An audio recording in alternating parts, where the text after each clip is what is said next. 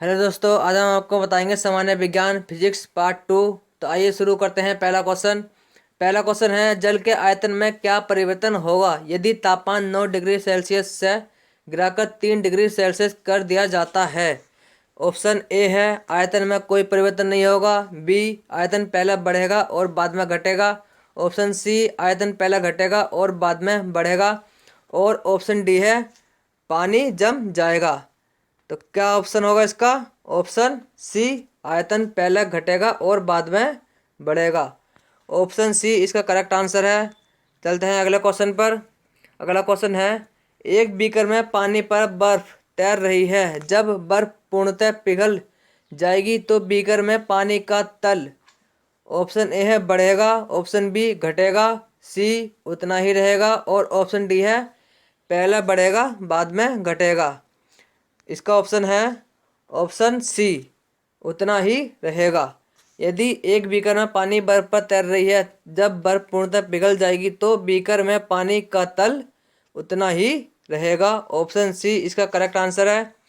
अगला क्वेश्चन है दोस्तों, उत्तराखंड समूह की तैयारी करने वाले छात्र और उत्तराखंड अधीनस्थ सेवा चयन आयोग व यूकेपीएससी की तैयारी करने वाले छात्र हमारी ऐप को इंस्टॉल करें उत्तराखंड समूह के नाम से। अगला क्वेश्चन है, जब किसी बोतल में पानी भरा जाता है और उसे जमने दिया जाता है तो बोतल टूट जाती है, क्योंकि ऑप्शन ए है पानी जमने पर फैलता है, ऑप्शन बी बोतल हिमांक पर सिकुड़ती है, ऑप्शन सी बोतल के बाहर का तापक्रम अंदर से ज़्यादा होता है, और ऑप्शन डी पानी गर्म करने पर फैलता है। तो इसका करेक्ट आंसर है ऑप्शन ए, पानी जमने पर फैलता है। ऑप्शन ए इसका करेक्ट आंसर है। चलते हैं अगले क्वेश्चन पर। अगला क्वेश्चन है, सड़क पर चलने की अपेक्षा बर्फ पर चलना कठिन है, क्यों? ऑप्शन ए है बर्फ सड़क से सख्त होती है, ऑप्शन बी है सड़क बर्फ से सख्त होती है, ऑप्शन सी है जब हम अपने पैर से धक्का देते हैं तो बर्फ कोई प्रतिक्रिया व्यक्त नहीं करती है, और ऑप्शन डी है बर्फ में सड़क की अपेक्षा घर्षण कम होता है। तो इसका करेक्ट आंसर होगा ऑप्शन डी, बर्फ में सड़क की अपेक्षा घर्षण कम होता है। ऑप्शन डी इसका करेक्ट उत्तर है। अगला क्वेश्चन है, पांचवा क्वेश्चन है, एक नदी में चलता हुआ जहाज समुद्र में आता है, तब जहाज का स्तर कैसा होता है? ऑप्शन ए पहले जितना होगा, ऑप्शन बी थोड़ा ऊपर आएगा, और ऑप्शन सी है थोड़ा नीचे आ जाएगा, और ऑप्शन डी है ऊपर या नीचे होगा, जो उसमें पड़े हुए भार पर निर्भर करता है। तो इसका करेक्ट आंसर क्या है? ऑप्शन बी, थोड़ा ऊपर हो जाएगा।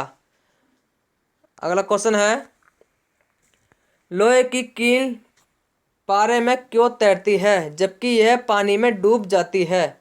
ऑप्शन ए है लोहे की पारे से रासायनिक क्रिया की प्रवृत्ति पानी की तुलना में कम होने के कारण, ऑप्शन बी है लोहे का भार पानी से अधिक है तथा पारे से कम होने के कारण, और ऑप्शन सी है लोहे का घनत्व पानी से अधिक है तथा पारे से कम, और ऑप्शन डी पारा पानी से भारी होता है। तो इसका करेक्ट आंसर है ऑप्शन सी, लोहे का घनत्व पानी से अधिक है तथा पारे से कम। अगला क्वेश्चन है, पानी का घनत्व अधिकतम होता है किस पर होता है? ऑप्शन ए 100 डिग्री सेल्सियस पर, ऑप्शन बी 4 डिग्री सेल्सियस पर, ऑप्शन सी 0 डिग्री सेल्सियस पर, और ऑप्शन डी है -4 डिग्री सेल्सियस पर। तो पानी का घनत्व अधिकतम होता है कब होता है? ऑप्शन बी 4 डिग्री सेल्सियस पर। अगला क्वेश्चन है,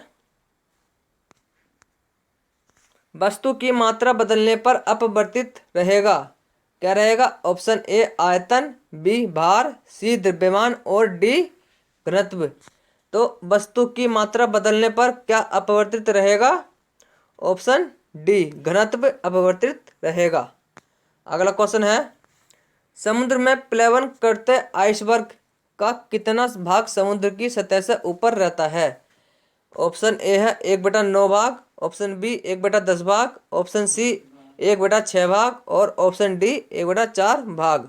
तो कौन सा इसका करेक्ट आंसर है? ऑप्शन बी 1/10वां भाग समुद्र की सतह से ऊपर रहता है।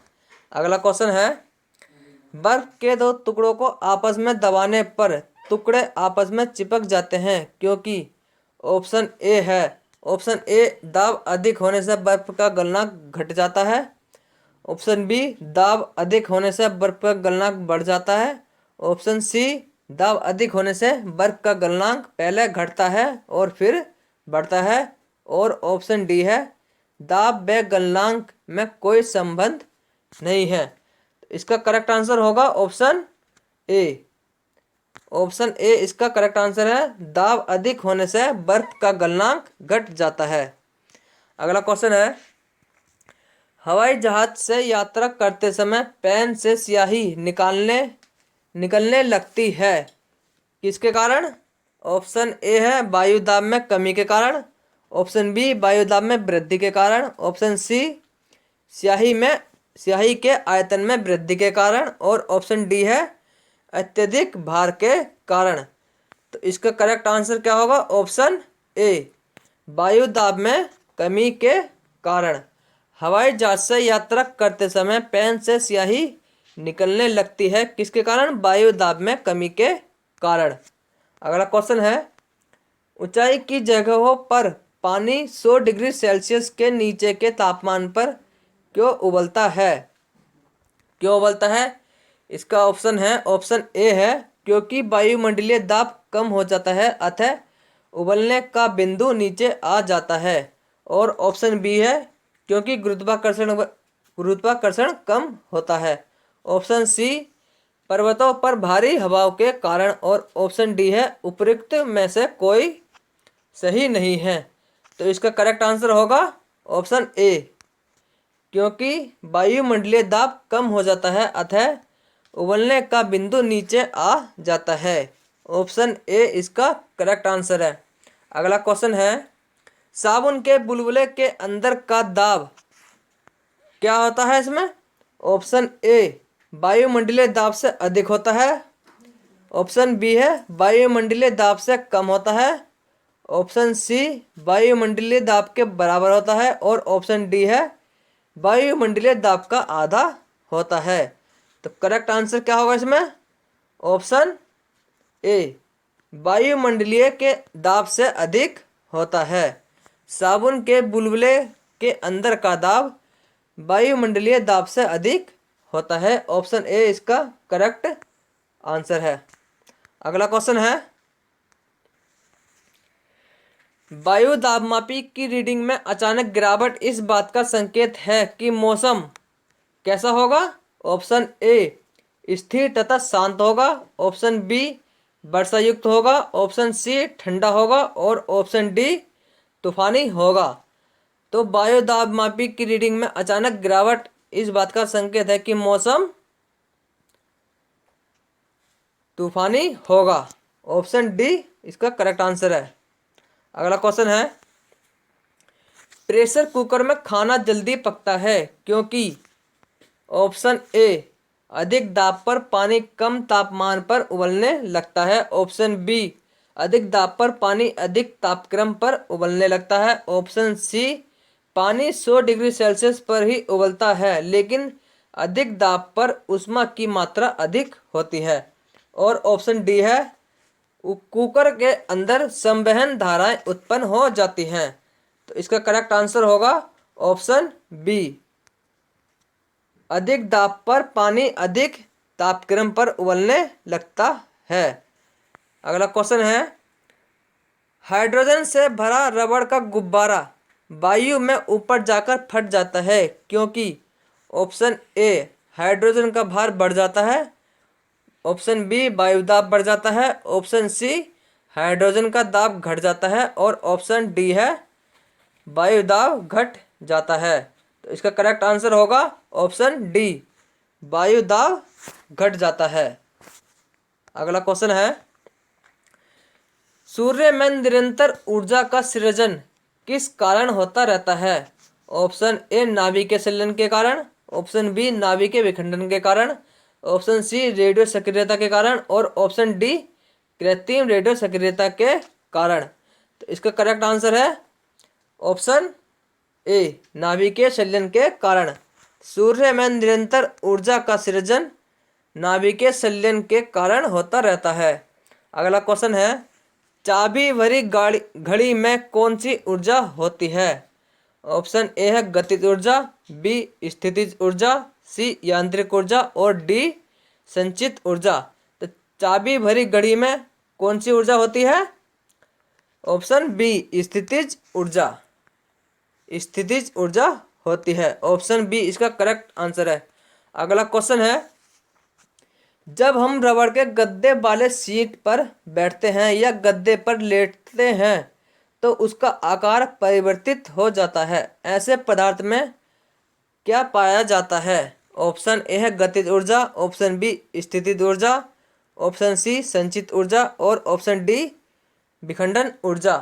तो इसमें कौन सी ऊर्जा होती है? ऑप्शन बी स्थितिज ऊर्जा होती है। अगला क्वेश्चन है निम्नलिखित में से किसमें गतिज ऊर्जा नहीं है? ऑप्शन ए है चली हुई गोली, ऑप्शन बी बहता हुआ पानी, ऑप्शन सी चलता हथौड़ा और ऑप्शन डी खींचा हुआ धनुष। तो इनमें किसमें गतिज ऊर्जा नहीं होगी? तो किसमें नहीं? ऑप्शन डी खींचे हुए धनुष में गतिज ऊर्जा नहीं होती है। अगला क्वेश्चन है जब एक चल वस्तु की गति दुगनी हो जाती है तो उसकी गतिज ऊर्जा कितनी होगी? ऑप्शन ए दुगनी हो जाती है, ऑप्शन बी चौगुनी हो जाती है, ऑप्शन सी समान रहती है और ऑप्शन डी 3 गुनी बढ़ जाती है। तो इसका करेक्ट आंसर है ऑप्शन बी चौगुनी हो जाती है। जब एक चल वस्तु की गति दुगनी हो जाती है तो उसकी गतिज ऊर्जा चौगुनी हो जाएगी।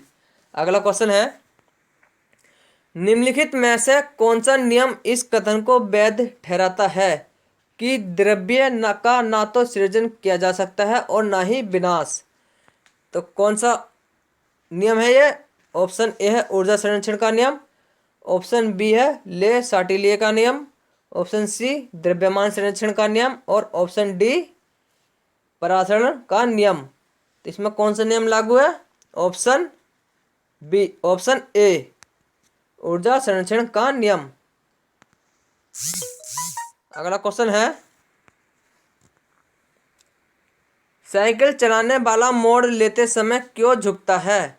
ऑप्शन ए साइकिल और आदमी की गति समान होनी चाहिए वरना साइकिल फिसल जाएगी, ऑप्शन बी वह झुकता है ताकि गुरुत्व केंद्र आधार के अंदर बना रहे, वह उसे गिरने से बचाएगा, ऑप्शन सी वह झुकता है ताकि वक्र मार्ग पर चलने के लिए पहियों पर दबाव डाला जा सके और ऑप्शन डी है वह झुकता है ताकि वक्र को और तेजी से पार कर सके। तो इसका करेक्ट ऑप्शन क्या होगा?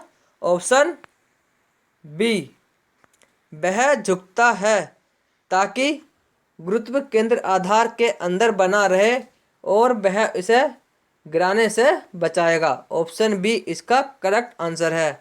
अगला क्वेश्चन है दूध से क्रीम निकालने में कौन सा बल लगता है?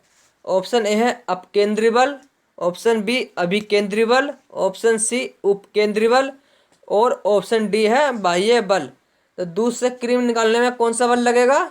ऑप्शन ए अपकेंद्री बल। दूध से क्रीम निकालने पर हमें अपकेंद्री बल लगाना पड़ता है। ऑप्शन अगला क्वेश्चन है जब एक पत्थर को चांद की सतह से पृथ्वी पर लाया जाता है तो क्या होगा? ऑप्शन ए इसका द्रव्यमान बदल जाएगा, ऑप्शन बी इसका भार बदल जाएगा परंतु द्रव्यमान नहीं बदलेगा और ऑप्शन सी भार और द्रव्यमान दोनों बदल जाएंगे और ऑप्शन डी है न द्रव्यमान और ना ही भार बदलेंगे। तो इसका करेक्ट ऑप्शन है, करेक्ट आंसर क्या होगा? ऑप्शन बी इसका भार बदल जाएगा परंतु द्रव्यमान नहीं बदलेगा। अगला क्वेश्चन है किसी लिफ्ट में बैठे हुए व्यक्ति को अपना भार कब अधिक मालूम पड़ता है? अगला क्वेश्चन है, जब ऑप्शन ए जब लिफ्ट त्वरित गति से नीचे आ रही है, ऑप्शन बी जब लिफ्ट त्वरित गति से ऊपर जा रही हो, और ऑप्शन सी जब समान वेग से नीचे आ रही हो, और ऑप्शन डी समान वेग से ऊपर जा रही हो। तो करेक्ट ऑप्शन क्या होगा इसमें? ऑप्शन बी जब लिफ्ट त्वरित गति से ऊपर जा रही हो। किसी लिफ्ट में बैठे हुए व्यक्ति को अपना भार जब अधिक मालूम पड़ता है जब लिफ्ट त्वरित गति से ऊपर जा रही हो। अगला क्वेश्चन है, एक लिफ्ट में किसी व्यक्ति का प्रत्यक्ष भार वास्तविक भार से कम होता है जब लिफ्ट जा रही हो। ऑप्शन ए त्वरण के साथ ऊपर, ऑप्शन बी त्वरण के साथ नीचे, ऑप्शन सी समान गति के साथ ऊपर, और ऑप्शन डी समान गति से नीचे। तो इसका करेक्ट ऑप्शन है ऑप्शन बी त्वरण के साथ नीचे। एक लिफ्ट में किसी व्यक्ति का प्रत्यक्ष भार वास्तविक भार से कम होता है जब लिफ्ट जा रही हो त्वरण के साथ नीचे। अगला क्वेश्चन है, पृथ्वी के गुरुत्वाकर्षण का कितना भाग चंद्रमा के गुरुत्वाकर्षण के सबसे नज़दीक है? ऑप्शन ए 1/5वां भाग, ऑप्शन बी 1/4 भाग, ऑप्शन सी 1/6 भाग, और ऑप्शन डी 1/8 भाग। तो कौन सा भाग सबसे नज़दीक है? ऑप्शन सी 1/6वां भाग। पृथ्वी के गुरुत्वाकर्षण का कितना भाग चंद्रमा के गुरुत्वाकर्षण के सबसे नज़दीक है? तो 1/6वां भाग। अगला क्वेश्चन है, लोलक की कालावधि किस पर निर्भर करती है? ऑप्शन ए द्रव्यमान के ऊपर निर्भर करता है, ऑप्शन बी लंबाई के ऊपर निर्भर करता है, ऑप्शन सी समय के ऊपर निर्भर करता है, और ऑप्शन डी तापक्रम के ऊपर निर्भर करता है। तो इसका ऑप्शन कौन सा आंसर करेक्ट है? ऑप्शन बी लंबाई के ऊपर निर्भर करता है। अगला क्वेश्चन है, लोलक घड़ियां गर्मियों में क्यों सुस्त हो जाती हैं? ऑप्शन ए गर्मियों के दिन लंबे होने के कारण, ऑप्शन बी कुंडली में घर्षण के कारण, ऑप्शन सी लोलक की लंबाई बढ़ जाती है जिससे इकाई दोलन में लगा हुआ समय बढ़ जाता है, और ऑप्शन डी है गर्मी में लोलक का भार बढ़ जाता है। तो इसका करेक्ट ऑप्शन है ऑप्शन सी लोलक की लंबाई बढ़ जाती है जिससे इकाई दोलन में लगा हुआ समय बढ़ जाता है। अगला क्वेश्चन है, किसी सरल लोलक की लंबाई 4% बढ़ा दी जाए तो उसका आवर्तकाल कितना बढ़ जाएगा? ऑप्शन ए 8% बढ़ जाएगा, ऑप्शन बी 2% बढ़ जाएगा, और ऑप्शन सी है 4% बढ़ जाएगा, और ऑप्शन डी है इनमें से कोई नहीं। तो इसका करेक्ट ऑप्शन है ऑप्शन बी 2% बढ़ जाएगा। किसी सरल लोलक की लंबाई 4% बढ़ा दी जाए तो उसका आवर्तकाल 2% बढ़ जाएगा। अगला क्वेश्चन है, पार्श्व विकृति तथा अनुदैर्ध्य विकृति के अनुपात को क्या कहते हैं? ऑप्शन ए पीवासो अनुपात, ऑप्शन बी आयतन प्रत्यास्थता गुणांक, ऑप्शन सी दृढ़ता गुणांक, और ऑप्शन डी यंग प्रत्यास्थता गुणांक। तो इसका करेक्ट ऑप्शन है ऑप्शन ए पीवासो अनुपात। पार्श्व विकृति तथा अनुदैर्ध्य विकृति के अनुपात को हम पीवासो अनुपात कहते हैं। अगला क्वेश्चन है, वर्षा की बूंद गोलाकार होती है किसके कारण? ऑप्शन ए सतही तनाव के कारण, ऑप्शन बी वायु के वातावरणीय घर्षण के कारण, ऑप्शन सी गोल पृथ्वी के गुरुत्व के कारण, और ऑप्शन डी वर्षा जल की श्यानता के कारण। इसका करेक्ट ऑप्शन है सतही तनाव के कारण। ऑप्शन ए इसका करेक्ट आंसर है। सतही तनाव के कारण वर्षा की बूंद गोलाकार होती है। अगला क्वेश्चन है, तेल दीप की बत्ती में तेल किसके कारण ऊपर उठता है? किसके कारण? ऑप्शन ए दाब अंतर, ऑप्शन बी केशिका क्रिया, ऑप्शन सी तेल की निम्न श्यानता, और ऑप्शन डी गुरुत्वीय बल। तो किसके कारण है? ऑप्शन बी केशिका क्रिया के कारण। तेल दीप की बत्ती में तेल केशिका क्रिया के कारण ऊपर उठता है। अगला क्वेश्चन है, श्यानता की इकाई है option A poise, option B pascal, option C poiseuille, और ऑप्शन डी इनमें से कोई नहीं। तो इसका करेक्ट आंसर है ऑप्शन ए पिवाइज, श्यानता की इकाई पिवाइज है। अगला क्वेश्चन है, उत्प्लावकता से संबंधित वैज्ञानिक कौन से हैं? Option A Archimedes, option B Newton, option C Louis Pasteur और ऑप्शन डी इनमें से सभी। तो उत्प्लावकता से संबंधित वैज्ञानिक कौन से हैं? Option A Archimedes. आर्किमिडीज उत्प्लावकता से संबंधित वैज्ञानिक हैं। अगला क्वेश्चन है, महान वैज्ञानिक आर्किमिडीज संबंधित थे किससे, कहाँ से? ऑप्शन ए ब्रिटेन से, ऑप्शन बी जर्मनी से, ऑप्शन सी संयुक्त राज्य अमेरिका से और ऑप्शन डी ग्रीस से। तो आर्किमिडीज किस देश से संबंधित थे? ऑप्शन डी ग्रीस से। ऑप्शन डी ग्रीस से। अगला क्वेश्चन है, ध्वनि तरंगों की प्रकृति होती है कैसी? ऑप्शन ए अनुप्रस्थ, ऑप्शन बी अनुदैर्ध्य, ऑप्शन सी अपग्रामी और ऑप्शन डी विद्युत चुम्बकीय। तो ध्वनि तरंगों की प्रकृति कैसी होगी? ऑप्शन बी इसका करेक्ट आंसर है, अनुदैर्ध्य। ध्वनि तरंगों की प्रकृति अनुदैर्ध्य होती है। अगला क्वेश्चन है, अपने उड़ान पाठ में अवरोधकों की पहचान के लिए चमगादड़ निम्नलिखित तरंगों में से कौन सी एक तरंग का उपयोग करते हैं? ऑप्शन ए अवरक्त तरंगे, ऑप्शन बी विद्युत चुम्बकीय तरंगे, ऑप्शन सी पराश्रव्य तरंगे और ऑप्शन डी रेडियो तरंगे। तो इसका करेक्ट आंसर क्या होगा? ऑप्शन सी पराश्रव्य तरंगे। अपने उड़ान पाठ में अवरोधों की पहचान के लिए चमगादड़ पराश्रव्य तरंगों की का उपयोग करती हैं। अगला क्वेश्चन है, पराश्रव्य वे ध्वनियाँ हैं जो जिनकी आवृत्ति होती है कितनी होती है? ऑप्शन ए 20,000 हर्ट्ज से अधिक, ऑप्शन बी 10,000 हर्ट्ज से अधिक, ऑप्शन सी 1,000 हर्ट्ज से अधिक और ऑप्शन डी इनमें से कोई नहीं। तो इसका करेक्ट आंसर है ऑप्शन ए 20,000 से हर्ट्ज से अधिक। पराश्रव्य ध्वनि की आवृत्ति 20,000 हर्ट्ज से अधिक होती है। अगला क्वेश्चन है, ध्वनि तरंगे हैं ए लंबवत, बी तिर्यक, सी आंशिक लंबवत आंशिक तिर्यक और ऑप्शन डी कभी कभी लंबवत कभी कभी तिर्यक। इसका करेक्ट ऑप्शन है ऑप्शन ए लंबवत। ध्वनि तरंगे लंबवत होती हैं। अगला क्वेश्चन है, श्रव्य परिसर में ध्वनि तरंगों की आवृत्ति क्या होती है? ऑप्शन ए 20 हर्ट्ज से 20,000 हर्ट्ज, ऑप्शन बी 0.5 हर्ट्ज से 5 हर्ट्ज तक, ऑप्शन सी 1 हर्ट्ज से 10 हर्ट्ज तक और ऑप्शन डी 20,000 हर्ट्ज से 40,000 हर्ट्ज तक। इसका करेक्ट ऑप्शन है ऑप्शन ए 20 हर्ट्ज से 20,000 हर्ट्ज तक होती है। श्रव्य परिसर में ध्वनि तरंगों की आवृत्ति 20 हर्ट्ज से 20,000 हर्ट्ज तक होगी। अगला क्वेश्चन है, वायु में ध्वनि की चाल 332 मीटर प्रति सेकंड होती है। यदि दाब बढ़ाकर दुगुना कर दिया जाए तो ध्वनि की चाल होगी। ऑप्शन ए वायु में, ऑप्शन बी निर्वात में, ऑप्शन सी जल में और ऑप्शन डी इस्पात में। तो इसका करेक्ट आंसर है ऑप्शन बी निर्वात में।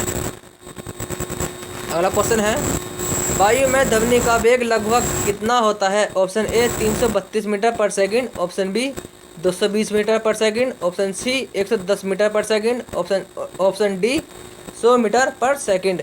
इसका करेक्ट ऑप्शन है ऑप्शन डी 100 मीटर पर सेकंड होगी। वायु में ध्वनि का वेग 100 मीटर पर सेकंड होगा। अगला क्वेश्चन है 45वां, 100 डेसिबल का शोर स्तर निम्न में से किसके संगत होगा? ऑप्शन ए है ठीक सुनी जा सकने वाली ध्वनि, ऑप्शन बी साधारण वार्तालाप, ऑप्शन सी गली के शोरगुल की आवाज़ और ऑप्शन डी किसी मशीन की दुकान से आने वाला शोरगुल। इसका राइट ऑप्शन होगा ऑप्शन ए ठीक सुने जा सकने वाली आवाज़। 100 डेसिबल का शोर स्तर ठीक सुनी जा सकने वाली ध्वनि के संगत होगा। अगला क्वेश्चन है, यदि सितार और बांसुरी पर एक ही स्वर बजाया जाए तो उनसे उत्पन्न ध्वनि का भेद निम्नलिखित में अंतर के कारण किया जा सकता है? ऑप्शन ए तारत प्रबलता और गुणता, ऑप्शन बी केवल तारत और प्रबलता, ऑप्शन सी है केवल ध्वनि प्रबलता और ऑप्शन डी है केवल ध्वनि गुणता। तो इसका करेक्ट ऑप्शन होगा ऑप्शन डी केवल ध्वनि गुणता। ऑप्शन डी करेक्ट आंसर होगा 46 का। अगला क्वेश्चन है, एक जेट वायुयान दो मैच के वेग से हवा में उड़ रहा है। जब ध्वनि का वेग 332 मीटर पर सेकंड है तो वायुयान की चाल कितनी है? ऑप्शन ए 166 मीटर पर सेकंड, ऑप्शन बी 66.4 मीटर पर सेकंड, ऑप्शन सी 3332 मीटर पर सेकंड और ऑप्शन डी 664 मीटर पर सेकंड। तो इसका करेक्ट ऑप्शन होगा ऑप्शन डी 664 मीटर 664 मीटर पर second. Option D is correct answer. अगला क्वेश्चन है, डेसिबल इकाई का प्रयोग किया जाता है किसके लिए? ऑप्शन ए प्रकाश की गति के लिए, ऑप्शन बी ऊष्मा की तीव्रता के लिए, ऑप्शन सी ध्वनि की तीव्रता के लिए और ऑप्शन डी रेडियो तरंग की आवृत्ति के लिए। तो इसका करेक्ट ऑप्शन क्या होगा? ऑप्शन डी रेडियो तरंग की आवृत्ति के लिए। ऑप्शन डी डेसिबल इकाई का प्रयोग रेडियो तरंग की आवृत्ति के लिए किया जाता है। अगला क्वेश्चन है, ध्वनि तरंगे किसके कारण प्रतिध्वनि यानी इको उत्पन्न करते हैं? ऑप्शन ए है अपवर्तन, बी विवर्तन, सी परावर्तन और ऑप्शन डी इनमें से कोई नहीं। तो इसका करेक्ट आंसर होगा ऑप्शन सी परावर्तन। ध्वनि तरंगे परावर्तन के कारण प्रतिध्वनि उत्पन्न करते हैं। ऑप्शन सी करेक्ट आंसर है 49 का। अगला क्वेश्चन है, सोनार अधिकांशतः प्रयोग में लाया जाता है किसके द्वारा? ऑप्शन ए अंतरिक्ष यात्रियों के द्वारा, ऑप्शन बी डॉक्टर के द्वारा और ऑप्शन सी है इंजीनियरों द्वारा और ऑप्शन डी है नौ संचालकों द्वारा। तो इसका करेक्ट आंसर है ऑप्शन सी इंजीनियरों द्वारा। सोनार अधिकांशतः प्रयोग में इंजीनियरों द्वारा लाया जाता है। दोस्तों इसी के साथ सामान्य विज्ञान फिजिक्स भाग टू यहीं पर समाप्त होता है। अगले भाग में हम फिर मिलेंगे। दोस्तों जो छात्र railway group D, group C, NTPC और आरआरसी ग्रुप डी और उत्तराखंड समूह की समस्त भर्तियों की तैयारी करने वाले छात्र हमारे चैनल से जुड़ें। हमारे चैनल को लाइक, शेयर और सब्सक्राइब जरूर करें। धन्यवाद।